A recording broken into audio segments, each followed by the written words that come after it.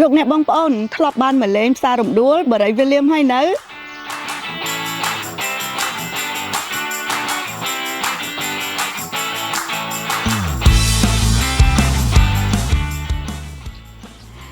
តោះឥឡូវនេះខ្ញុំនឹងទៅsurpriseហើយសួរសំណួរដល់ម្ចាស់តូបមួយចំនួន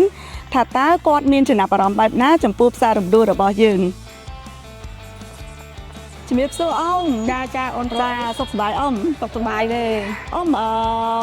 ពេញប៉ោះឃើញល្អមែនតើបន្លែផ្លែឈើអានេះលក់1គីឡូប៉ុន្មានដែរ1គីឡូ4000អូ4000ចាតម្លៃល្អមែនតើហើយចុះតឡូងប្រាំងរបស់យើង4000ដូចគ្នាអូ4000ដូចគ្នា